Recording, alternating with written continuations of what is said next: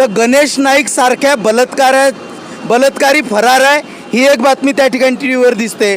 दुसरी बातमी महाराष्ट्रामध्ये औरंगाबादमधल्या हनुमान चालीसा वाचण्यासाठी सुपारी घेऊन होत असलेल्या सभेला परवानगी मिळत नाही आहे त्याच्या संदर्भातली बातमी आहे।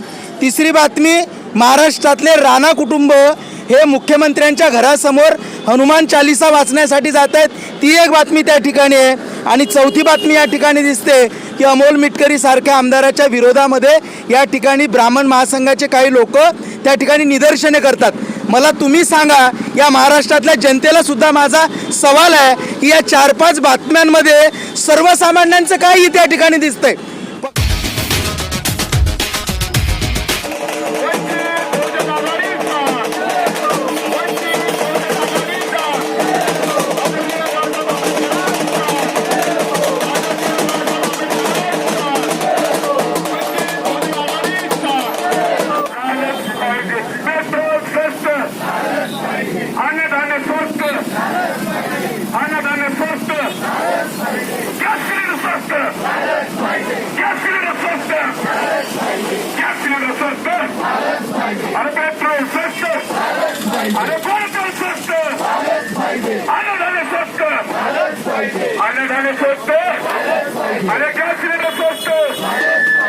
शास्त्रीनगर चौकामध्ये वंचित बहुजन आघाडी वडगाव शहरी विधानसभा मतदारसंघाच्या वतीने केंद्र सरकार आणि राज्य सरकारचे सामान्य नागरिकांसाठी खऱ्या प्रश्नाकडे लक्ष द्यावे यासाठी वंचित बहुजन आघाडीच्या वतीने तीव्र निदर्शने या ठिकाणी करण्यात आलेलं आहे। आपल्याबरोबर सर्व आंदोलक या ठिकाणी उपस्थित आहेत। सर, या आंदोलनाच्या प्रसंगी आपण आज काय बोलाल?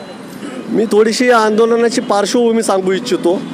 मागील काही दिवसांपासून ज्या पद्धतीने राज्य सरकारचा आणि केंद्र सरकारचा जो कारभार चालू आहे, कोविडचे रिलॅक्सेशन झाल्यानंतर लोकांनाही अपेक्षित होतं की भरीव काम काहीतरी होईल, मोठे मोठे प्रोजेक्ट्स आणले जातील आणि त्याच्यामधून एम्प्लॉयमेंट म्हणजे रोजगार चालू होईल, शिक्षण क्षेत्रामध्ये भरीव कामगिरी होईल, आरोग्याच्या क्षेत्रामध्ये भरीव कामगिरी होईल। परंतु नागरिकांमध्ये एक मोठ्या प्रमाणात खतखत आहे। आम्ही रोज भेटतो अनेक प्रकारच्या लोकांना, अनेक स्तरामधल्या लोकांना भेटतो। मग विद्यार्थी असतील, हातावरचं कामकाज करणारे लोक असतील, कार्यालयीन काम करणारे व्यापारी असेल, सगळ्या महिला असतील, सगळ्या लोकांना भेटतो। त्यांच्यामध्ये एक खतखत आहे की आजचं हे जे सरकार आहे ते सामान्य नागरिकांसाठी ज्या आवश्यक विषय आहेत, मग तो रोजगाराचा असेल, तो महागाईचा असेल, तो आरोग्याशी संबंधित असेल, हॉस्पिटलचे जे बिलं आहेत त्याच्याशी संबंधित असेल, शिक्षणाशी संबंधित असेल, कॉलेजच्या अनेक कोविडमध्ये नोकऱ्या नसताना, रोजगार नसतानाही कुणाची फी माफ केलेली गेलेली नाही, एक वर्ष अनेक विद्यार्थ्यांचं वाया गेलं, याच्याकडेही सरकारचं दुर्लक्ष आहे। आणि नागरिकांची ही जी खतखत आहे, नागरिकांचा जो हा असंतोष आहे, तोच आम्ही आजच्या या आंदोलनाच्या माध्यमातून मांडतोय की केंद्र सरकार आणि राज्य सरकारने महाराष्ट्र राज्यातल्या सामान्य नागरिकांचे जे खरे प्रश्न आहेत त्या खऱ्या प्रश्नांकडे लक्ष द्यावं।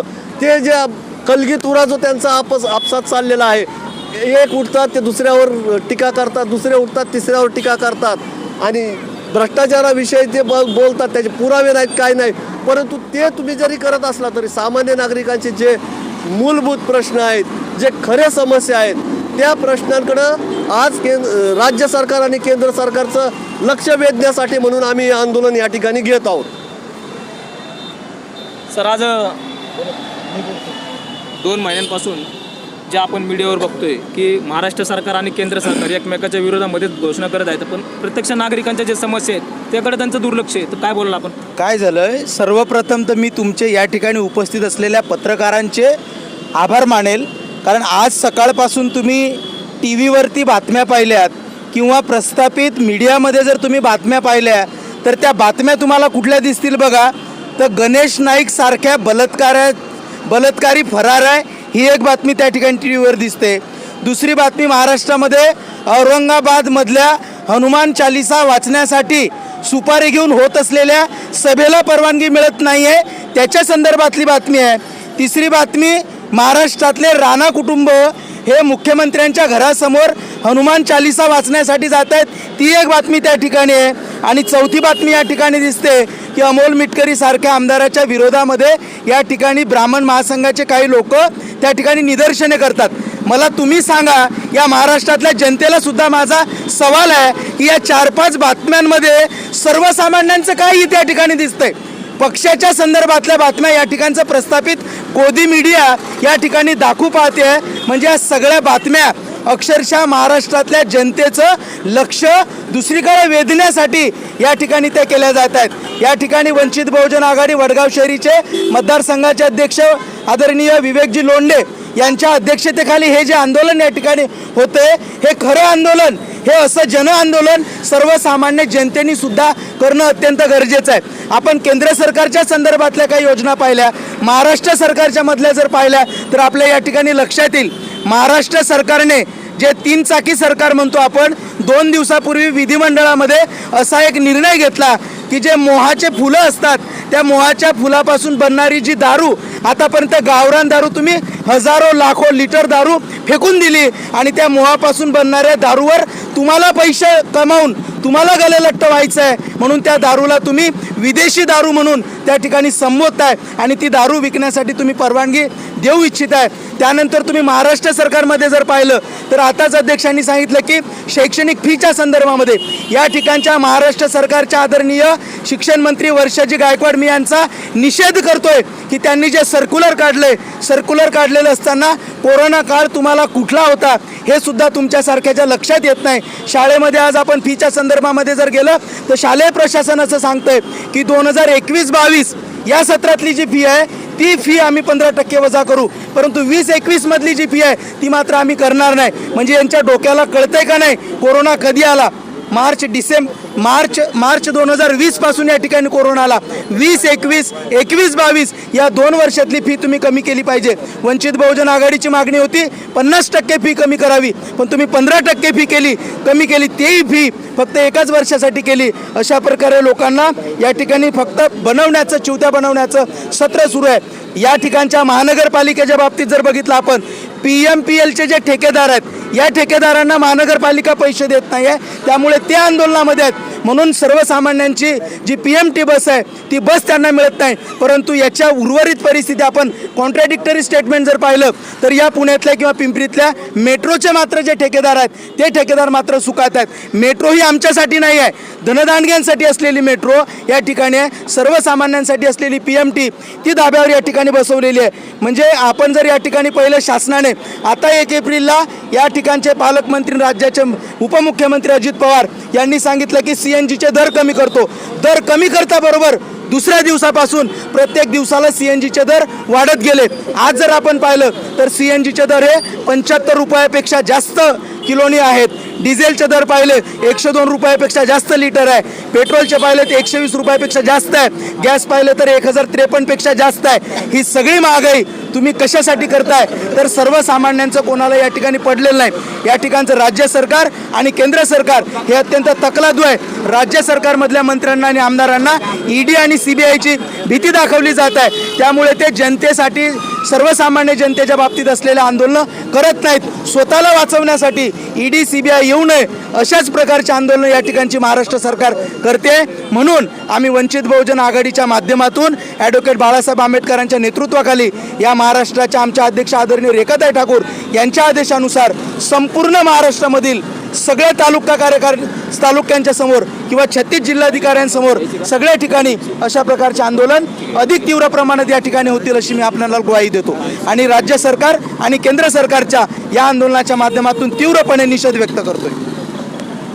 या ठिकाणी वडगाव शहरी मतदारसंघाचे अध्यक्ष विवेकजी लोंढे यांच्या नेतृत्वामध्ये राज्यात आणि देशात सर्वसामान्य जनतेच्या मूलभूत हक्कावरती जी गदा येते आहे आणि ती गदा म्हणजे सर्वसामान्य माणूस, गरीब, कष्टकरी, आदिवासी, शेतमजूर हा भडकत्या महागाईच्या वरवंट्याखाली आज भरडला जात आहे. आणि यामध्ये आपण पाहत असू की डिझेलचे भाव वाढलेले आहेत, पेट्रोलचे भाव वाढलेले आहेत, गॅस सिलेंडरचे भाव वाढलेले आहेत. याच्याही पेक्षा इथल्या सर्वसामान्य तरुण हा बेरोजगार झालेला आहे आणि त्याचा परिणाम कुटुंबावरती झालेला आहे. तेव्हा या आंदोलनाच्या मार्फत शासनाचा, महाराष्ट्र राज्याचं आणि केंद्र सरकारचं लक्ष वेधण्याकरता या ठिकाणी हे जनआंदोलन उभं केलेलं आहे. आणि हे जनआंदोलन ज्या मागण्या आज आम्ही सरकारपुढं देत आहोत त्याचा पाठपुरावा करण्यासाठी सातत्यानं आम्ही लढाई करत राहू. आजच्या नंतर हे आंदोलन संपलं असं नाही. शहर पातळीवरती सातत्याने हे आंदोलन होईल याचा इशारा आम्ही पुणे शहर जिल्हा कलेक्टर पोलीस खाते या सर्वांना देत आहोत. धन्यवाद सर. आपण जर बघतोय की सातत्याने महागाईमध्ये वाढ होतीये आणि पगारामध्ये तर कोणाच्या वाढ झालेली दिसत नाहीये. महिलांचा हा सर्वसामान्य सगळ्या महिलांचा हा प्रश्न आहे की असलेल्या बजेटमध्ये घर कसं चालवायचं. रोजची ही तारेवरची कसरत असते की घर आपण कसं चालवायचं. पण मला हे स्पष्टपणे म्हणायचं आहे आज की आत्ता जे प्रस्थापित पक्ष आहेत आणि जनता आहे यांच्यामध्ये कुठलीही नाळ जुडलेली नाही आहे. आता ती नाळ पूर्णपणे तुटलेली आहे. त्यांना काहीही जनतेचं देणं घेणं नाही आहे. त्यांना वाटते की आपण बघतो की साधा जर नगरसेवक असेल आणि त्याची जेव्हा टर्म संपते तेव्हा त्याच्याकडे किती पैसा गोळा झालेला असतो. अशाच पद्धतीचे सगळ्या राजकारण्यांचं आहे. त्याच्यामुळे जनता कशी जगते काय जगते ह्यांच्याशी त्यांना काही देणं घेणं नाही आहे. म्हणून आम्ही म्हणतोय की वंचित बहुजन आघाडी जी आहे हे सर्वसामान्यांचे प्रश्न घेऊन रस्त्यावर उतरते आहे आणि इथून पुढेही उतरत असणार आहे. जनतेला जेव्हा याची जाणीव होईल तेव्हा जनता रस्त्यावर असणार आहे आणि आत्ता जे प्रस्थापित पक्ष आहे ते सुद्धा रस्त्यावर येतील आणि ते सुद्धा मतदानाच्या अधिक्याने. धन्यवाद. धन्यवाद. आजचं जे निदर्शन आहे ते आम्ही फक्त केंद्र सरकार आणि राज्य सरकार नाही तर ही जी राजवट चालू आहे त्याच्या विरोधातच करत आहोत. आज जी स्थिती आहे की ती फक्त महागाईच नाही तर त्याच्यासोबत अन्याय आणि जुलूम देखील सुरू झालेला आहे. कारण की सर्वसामान्य व्यक्ती जेव्हा आपल्या हक्कासाठी पुढे जातो त्या ठिकाणी त्याला विचारलं जात नाही आणि त्या ठिकाणी दबावाची स्थिती झालेली आहे. तर आता या ठिकाणी मला फक्त एकच सांगायचं आहे की केंद्र सरकार आणि राज्य सरकार हे एकमेकांवर जर त्यांची बाजू ढकलत आहेत की ते जबाबदार आहेत ते जबाबदार आहेत. कारण की त्यांना माहीत नाही आहे आता सध्या की आपण कुठे चुकलेलो आहोत आणि त्यांना हेही माहीत झालेली की जनता या ठिकाणी जागृत झालेली आहे. ती रस्त्यावर येत आहे.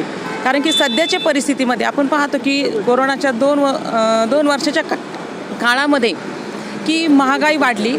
शिक्षणाचा देखील खूप म्हणजे पालकांना त्रास झालेला आहे. आरोग्याच्या विषयात देखील आपण मागच्याच वर्षात बघतो की लोक म्हणजे अक्षरशः ऑक्सिजनसाठी गोळ्या औषधांसाठी झगडत होते आणि आजची जी स्थिती आहे की लोक आज महागाईसाठी झगडत आहेत. तर त्या स्थितीमध्ये आज आपण काय करत आहोत आणि ही जी सध्याची जी राजवट आहे जे महाराष्ट्राचं जे राज्य चालवणारे आहेत त्यांनी काय केलेलं आहे की डोळेझाकपणा करून ठेवलेला आहे. त्यांना असं वाटत आहे की जनता आहे ती सहन करत आहे पण जनता ही स्फोटक वृत्तीची झालेली आहे आता सध्या. त्याच्यामुळे त्यांना समजत नाही राहिलेले की कोणत्या ठिकाणाहून उद्रेक होऊ शकतो. आणि आजचं जे आमचं वंचित बहुजन आघाडी आणि वंचित बहुजन महिला आघाडीकडून जे आंदोलन किंवा जे निदर्शन होत आहे ते आम्ही कायम चालू ठेवणार आहोत. कारण की सगळ्यांना वाटतं की याला कारणीभूत जी आहे ती प्रस्थापित सध्याची जे या ठिकाणी जे आहे BJP आहे. BJP महाविकास आघाडी झालं. त्याच्यामध्ये राष्ट्रवादी आहे. त्याच्यामध्ये जे आता मुख्यमंत्री जे आहेत आपले शिवसेना आहे. BJP आहे. अजित पवार आहेत. त्यानंतर उद्धव ठाकरे आहेत. त्यानंतर शरद पवार आहेत. हे जे आहेत की यांना असं वाटतं की आमची ही राजवट आहे आम्ही चालवत आहोत या सगळ्या काही गोष्टी आणि या आमच्या हातातून कोणीच घेऊ शकणार नाही आहे आणि जनता या पद्धतीने म्हणजे सर्व काही सहन करेल. पण या गोष्टी होणार नाहीत इथून पुढे. आम्ही देखील कारण की वंचित जो समाज आहे तो प्रत्येकासाठी उभा आहे आणि आम्ही देखील या वंचित लोकांसाठी आणि आम्ही प्रत्येक समाजातील प्रत्येक घटकातील म्हणजे प्रत्येक स्तरावरील लोकांसाठी या ठिकाणी आम्ही जमलेलो आहोत. त्याच्यामुळे आजचं जे निदर्शन आहे ते काही या ठिकाणी थांबलेलं नाही. हे पुढे चालणार आहे. आज तुम्ही या ठिकाणी पाहत आहात की संख्या कमी आहे तरी पण प्रतिसाद भरपूर आहे आणि आज कितीतरी लोक आहेत की ते पाहत आहेत की कोणत्या ना कोणत्या ठिकाणी या ठिकाणी पाहत आहेत की वंचितच्या लोकांनी या ठिकाणी निदर्शन केलेलं आहे. तर हे निदर्शन पुण्याच्या प्रत्येक भागामध्ये तुम्हाला दिसणार आहे आणि आम्ही बाळासाहेब आंबेडकर जे आहेत त्यांच्यासोबत सतत राहून ही जी प्रस्थापित आता सध्याचं जे केंद्र सरकार आहे, राज्य सरकार आहे, त्यांना हाणून पाडण्याचा आम्ही नक्कीच प्रयत्न करणार आहोत. धन्यवाद. सोबत वंचित बहुजन आघाडीचे पुणे शहर अध्यक्ष मुनीरभाई कुरेशी आहेत. सर, आज जे आंदोलन या ठिकाणी करण्यात आलेलं आहे, केंद्र सरकार आणि राज्य सरकारच्या विरोधात, महागाईच्या विरोधात या ठिकाणी आंदोलन केलेलं आहे, तर या आंदोलनाच्या नंतर आपली काय भूमिका असेल, काय बोलणार? सबसे पहले वंचित बहुजन आघाड़ी पुणे शहर वो वडगांव शेरी विधानसभा जो उसकी जानिब से आज महंगाई के विरोध में जो आंदोलन यहाँ पर रखा गया है पेरोड़ा विभाग में, आज सभी जनता को ये मालूम है कि जो पेट्रोल के भाव जो 60 रुपये से शुरू हुए तो आज 110-120 के पास पहुँच गए हैं. गैस सिलेंडर ये 1000 रुपये के पार चला गया है. ये दो पे अगर जब पेट्रोल के भाव इसके भाव बढ़ जाते हैं उस वक्त हर चीज़ पे भाव बढ़ जाता है. जैसे कि आपने देखा रहेगा, फल फ्रूट हो गए, भाजी तरकारी हो गई, मीट हो गया, खाने पीने की सारी वस्तु जो हो गई ये महंगी हो गई. आज साधारण जो लोग हैं उनको घर चलाना मुश्किल हो गया है. लेकिन ये जो सरकार है, बीजेपी हो, शिवसेना हो, बीजेपी हो या कांग्रेस हो, राष्ट्रवादी हो, ये लोगों को बिल्कुल पब्लिक की फिक्र नहीं है. ये लोगों ने महंगाई बढ़ाने के लिए अपनी हर सीमा पार कर दी है. पिछले टाइम पे ऐसा होता था कि 10 रुपया भी अगर बढ़ता तो सारे लोग रास्ते पे आते थे. लेकिन ये पब्लिक का भी गलती है कि पब्लिक रास्ते पे नहीं आ रही है. तो वंचित बहुजन आघाड़ी के माध्यम से हम तमाम पुणे शहर की जनता या महाराष्ट्र की जनता से अपील करते हैं कि आप लोग रास्ते पे आइए, महंगाई के खिलाफ खड़े रहिए. क्यों तो सिर्फ महंगाई नहीं, बेरोज़गारी इतनी बढ़ चुकी है कि आज का तरुण, आज का नौजवान, वो बेचारा कमाने के लिए कुछ नहीं है लेकिन गलाने के लिए उसके पास सब कुछ है भी है. क्यों तो उसके पास नौकरियां नहीं है. जो बड़े बड़े दावे सरकारों ने किए हैं कि 2 लाख नौकरियां देंगे, 2 लाख आपके अकाउंट में आएंगे, ऐसा कुछ भी नहीं हुआ. उस भरोसे पे आज तक नौजवान रुका है. आज आपने देखा कि कोविड में आज 2 साल लोग घरों में बैठे, उनके काम धंधे सारे चौपट हो चुके हैं. ऐसे टाइम पे सरकार को ये समझना चाहिए कि गवर्नमेंट ने पब्लिक के फेवर में कोई चीज़ें करनी चाहिए, लेकिन ये पब्लिक के विरोध में आज महंगाई बढ़ाने का काम कर रहे हैं. इसका वंचित बहुजन आघाड़ी की तरफ से हम लोग जाहिर निषेध करते हैं. ये सरकार का निषेध करते हैं कि इन्होंने पब्लिक की तरफ बिल्कुल ध्यान नहीं दिया. आज नौजवान हो, कामगार हो, युवक हो, फिर जो विद्यार्थी हो, किसान हो, महिला हो, सारे लोग परेशान हैं. इस हुकूमत से सारे लोग परेशान हैं.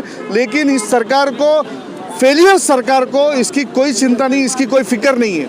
हम ऐसी निकम्मी सरकार का, ऐसी जातिवादी सरकार का हम निषेध करते हैं. और उसमें आज महंगाई की मार हम लोग झेल रहे हैं, बेरोज़गारी की मार झेल रहे हैं. उसमें किसी किस्म की सहूलत नहीं है. लाइट के बिल बढ़ते जा रहे हैं. हॉस्पिटल आप देखिए, एक इंजेक्शन 2-2 हज़ार रुपये का इंजेक्शन मिल रहा है.